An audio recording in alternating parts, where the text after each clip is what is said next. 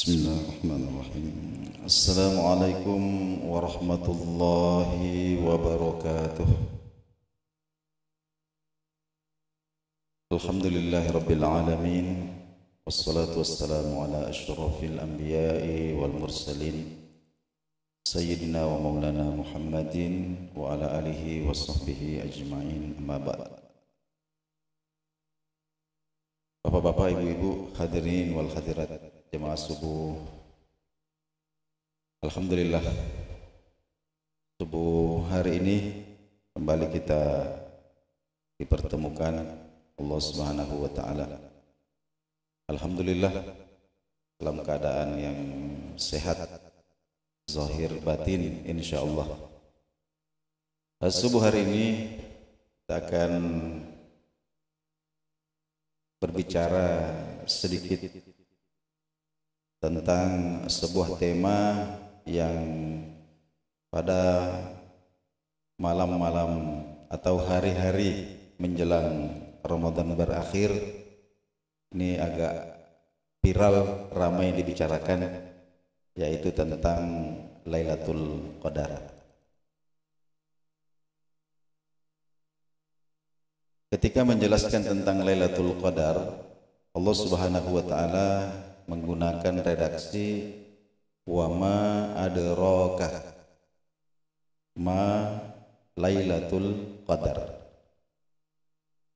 Para ulama tafsir menjelaskan bahwa sesuatu yang diungkapkan dengan redaksi wa ma adraka itu informasinya sangat terbatas. Contoh, wa ma adraka mal qari'ah, wa ma adraka ma Lailatul Qadar, wa ma adraka mat tariq. Ini adalah hal-hal yang informasinya sangat terbatas, serba sedikit. Kenapa? Karena ini adalah perkara-perkara yang di luar nalar manusia. Jadi sumber kita itu hanya dari Al-Quran, kemudian dari hadis-hadis Nabi Shallallahu Alaihi Wasallam, itu pun sangat terbatas. Nah, mari kita uraikan sedikit. Jadi Lailatul Qadar itu disebutkan oleh Allah Subhanahu Wa Taala dalam konteks menunjukkan waktu atau masa Al-Quran diturunkan, nuzulul Quran. Bagaimana dengan yang tanggal 17 Ramadan itu? Nah, ini sedikit perlu kita klarifikasi. Yang 17 Ramadan itu adalah awal diturunkannya Al-Quran, yaitu 5 ayat pertama dari surah Al-Alaq.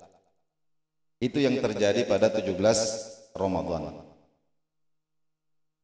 Kok bisa? Bagaimana kita tahu kalau itu terjadi pada 17 Ramadan? Karena di dalam Al-Quran Allah Subhanahu wa taala sebutkan, in kuntum amantum billahi wa bima anzalna ala abdina yaumal furqan yaumal taqal jam'ani. Jika kalian beriman kepada Allah dan beriman kepada Al-Quran yang kami turunkan kepada hamba kami pada hari Al-Furqan, yaitu hari ketika dua pasukan bertemu. Maksudnya pasukan kaum muslimin dan orang-orang musyrik Makkah ketika bertemu pada perang Badar. Dan sejarah menyebutkan bahwa perang Badar itu terjadi pada bulan Ramadan tanggal 17 tahun pertama Hijriah.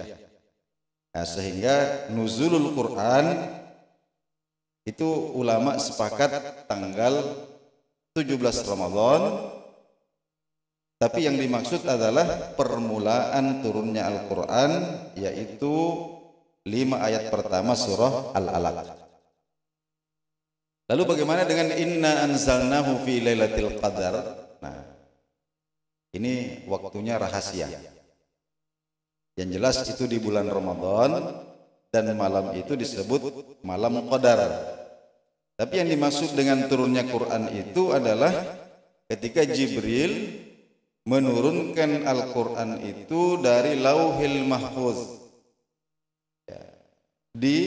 diturunkan ke langit pertama. Jadi di langit pertama ini ada rumah ibadah malaikat, namanya Baitul Izzah. Itu diturunkan dari Lauhil Mahfuz ke Baitul Izzah di langit pertama secara sekaligus. Nah, ini terjadi pada malam Lailatul Qadar itu. Ya, yang pasti itu di bulan Ramadan. Nah, hadirin Allah Subhanahu wa taala, Al-Qadar sendiri sekurang-kurangnya memiliki 3 makna. Yang pertama, maknanya adalah kemuliaan. Jadi kita bisa mengatakan Lailatul Qadar itu adalah malam kemuliaan. Bagaimana tidak mulia? Sedangkan kadarnya itu khairum min alfi syahr. Jadi lebih baik, lebih utama dibandingkan dengan 1000 bulan. 1000 bulan lebih lagi. Jadi ketika seseorang bertepatan dengan malam itu menunaikan sholat 2 rakaat umpama, maka sholat 2 rakaatnya malam itu sebanding dengan sholat selama 1000 bulan lebih terus menerus. Ya, zikirnya juga begitu, bacaan Qur'annya juga begitu. Tapi jangan lupa, jika seseorang melakukan dosa bertepatan dengan malam itu, maka dosanya juga tidak tanggung-tanggung. Itu juga dosanya itu ya syarrun min alfi syahr, lebih buruk daripada dosa yang dilakukan selama 1000 bulan. Nah, jadi kita harus berhati-hati di waktu-waktu yang seperti itu, bahwa di satu sisi ada potensi untuk melipat gandakan amal pahala kebajikan, tetapi di sisi yang lain juga ada potensi untuk melipat gandakan dosa. Jadi kita berhati-hatilah, ya, jangan sampai kita melakukan dosa kok bertepatan itu malam, bahaya sekali. Ya. Hadirin Allah Subhanahu wa taala, itu satu. Kemudian yang kedua, qadar itu juga diartikan sempit. Kenapa sempit? Karena dalam Al-Quran digambarkan tatanazzalu alaihimul malaikah warruh.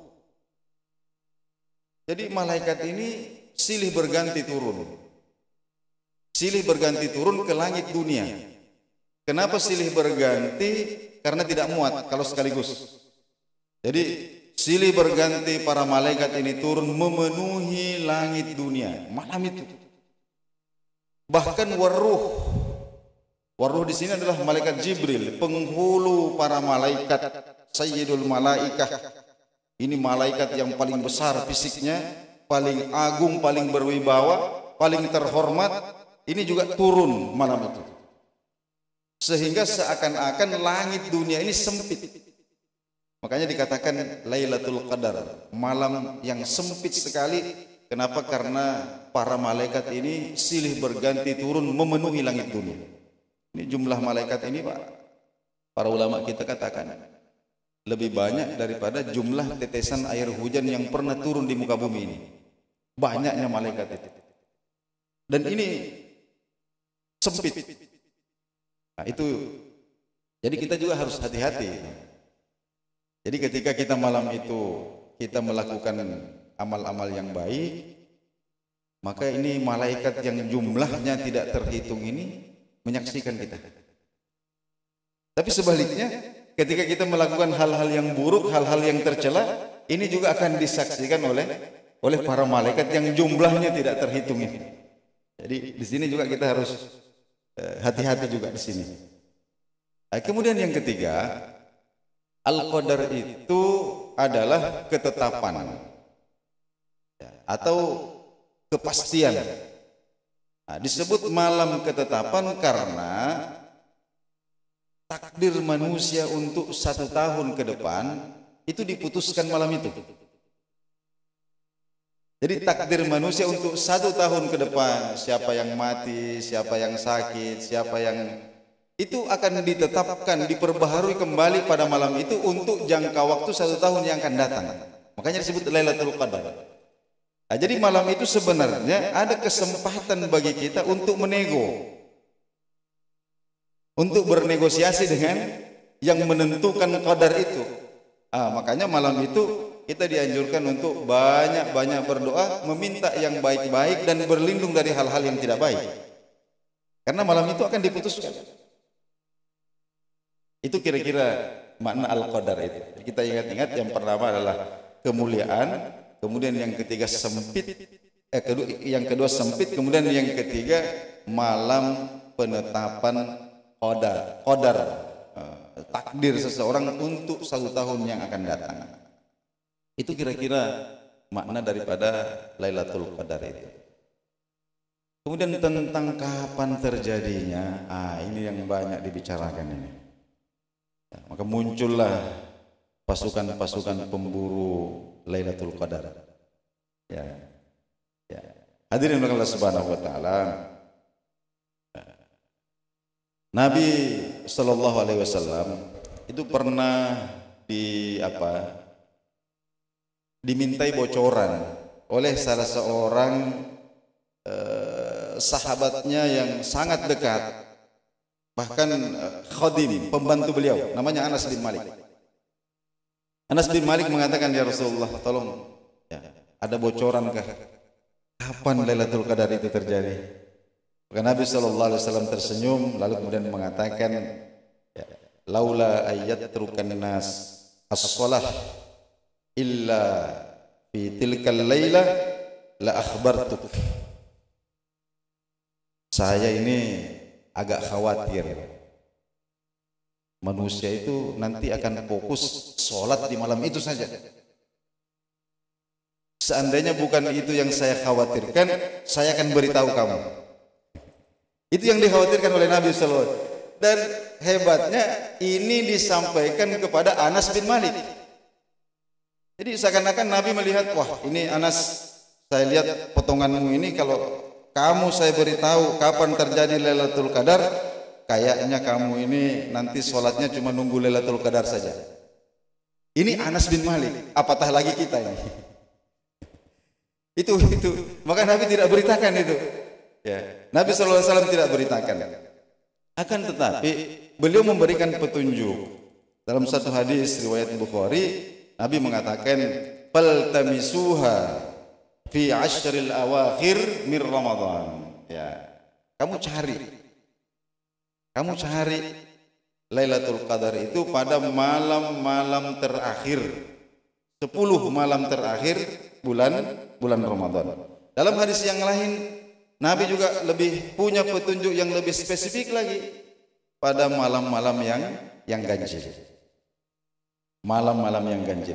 Dan di antara malam-malam yang ganjil itu, yang paling kuat, diduga paling kuat, itu adalah pada malam yang ke-27. Apa dalilnya? Yang pertama, ada sahabat Nabi sallallahu alaihi wasallam yang bernama Abdullah bin Mas'ud. Beliau mengatakan, siapapun seorang muslim yang selama 1 tahun itu tidak lalai terhadap perintah-perintah Allah, tidak mengabaikan perintah-perintah Allah, dan menjauhi larangan-larangan Allah selama 1 tahun itu, pasti Lailatul Qadar akan menemuinya. Nah, ketika pendapat Abdullah bin Mas'ud ini dikonfirmasi kepada seorang sahabat yang lain yang bernama Ka'ab, maka Ka'ab kemudian mengatakan,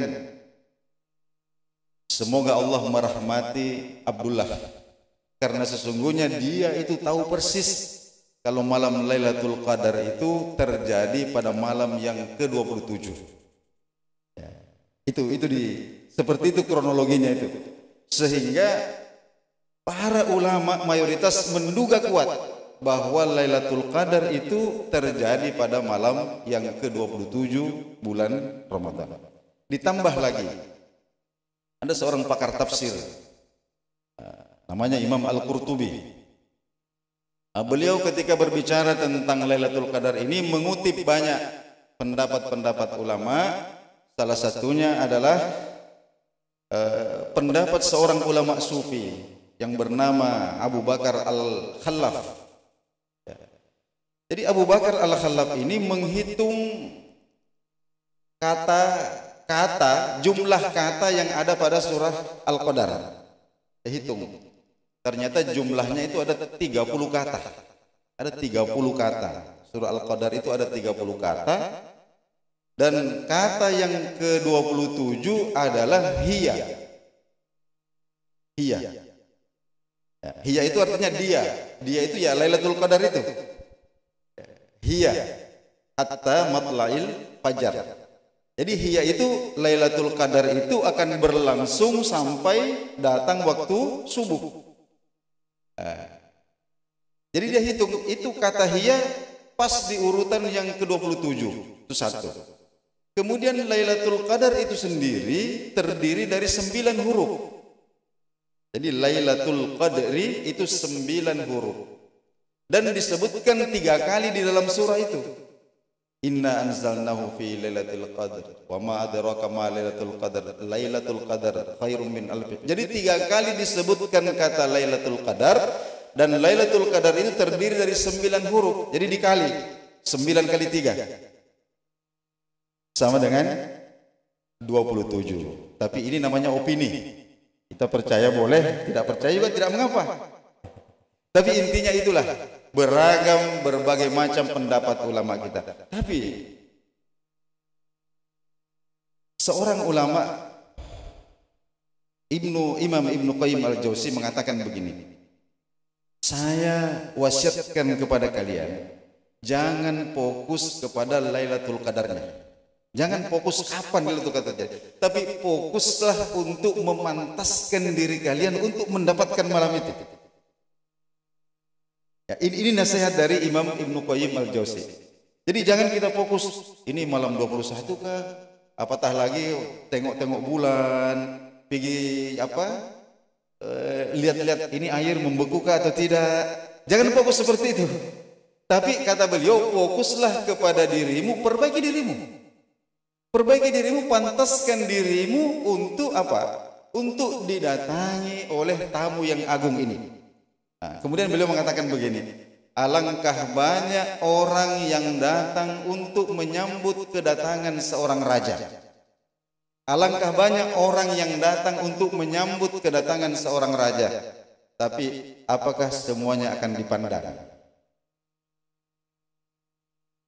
Ketika dipandang pun, apakah yang dipandang itu akan diajak senyum oleh raja? Kemudian yang diajak senyum oleh raja itu apakah akan diajak bicara oleh raja? Kemudian yang diajak bicara oleh raja itu apakah akan diajak salaman? Kemudian yang diajak salaman ini apakah akan didatangi rumahnya? Belum tentu. Ini terbatas. Ini terbatas. Oleh karena itu beliau mengatakan, fokuslah untuk memperbaiki dirimu. Bukan hanya pada 10 malam terakhir itu. Akan tetapi kalau bisa mulai bulan Rajab, masuk Sya'ban, kemudian masuk bulan suci Ramadan. Kemudian beliau mengatakan begini, salah satu kesalahan terbesar umat Muhammad sallallahu alaihi wasallam dalam menyambut Ramadan adalah mereka baru menanam pada bulan Ramadan. Nanti Ramadan baru tanam. Padahal sebenarnya kata beliau, bulan Rajab itulah bulan menanam. Bulan Rajab kita menabur benih. Kemudian bulan Sya'ban kita membersihkan rumput-rumputnya, kita mengalirkan air kepada, dan bulan Ramadan tinggal panen kita. Itu kata beliau. Sehingga hadirin Allah Subhanahu wa taala, maka tidak adalah salahnya jika kita tidak usah pikirkan ini mau malam keberapa, kemudian mau ganjil atau genap. Tapi hidupkan malam-malam bulan suci Ramadan dengan berbagai macam ibadah, terutama bertaubat, kemudian berdoa. Dan Nabi SAW pernah ditanya oleh istrinya, Sayyidah Aisyah, ya Rasulullah, andailah Allah Subhanahu wa taala memberikan anugerah kepadaku bertemu dengan bulan suci Ramadan, apa yang saya ucapkan? Maka ini sudah masyhur doanya. Nabi SAW katakan, wahai Aisyah, mintalah supaya Allah memaafkan dirimu. Allahumma innaka afun tuhibbul afwa fa'fu anni. Jangan minta macam-macam. Minta supaya Allah memaafkan. Memaafkan itu apa? Memaafkan itu adalah menghapus semua catatan dosa kita. Dihapus. Bagaimana cara Allah menghapus catatan dosa seseorang? Allah akan membuat lupa. Jadi anggota tubuh yang pernah melakukan dosa, Allah bikin lupa. Mata yang pernah melihat yang haram, Allah bikin lupa. Telinga yang pernah mendengar yang haram, Allah bikin lupa. Tempat-tempat yang pernah kita jadikan atau tempat-tempat yang pernah kita bermaksiat di situ, apakah itu rumah, apakah itu apa, itu Allah bikin lupa semuanya. Sehingga di hari kiamat nanti tidak ada yang bisa bersaksi. Tidak ada yang bisa bersaksi. Kenapa? Karena Allah bikin lupa. Itulah makna daripada menghapus catatan dosa. Itu makna afun. Jadi ketika kita dimaafkan oleh Allah Subhanahu wa taala, maka catatan kita betul-betul bersih. Nah, inilah yang perlu banyak-banyak kita minta pada Allah Subhanahu wa taala setiap malam ketika kita tersadar, ya Allah maafkan saya. Ya Allah maafkan saya. Ya Allah maafkan saya. Hadirin yang Allah Subhanahu wa taala, inilah sedikit tentang Lailatul Qadar yang sempat kita bicarakan pada kesempatan ini. Mudah-mudahan ada manfaatnya, lebih dan kurang mohon dimaafkan. Assalamualaikum warahmatullahi wabarakatuh.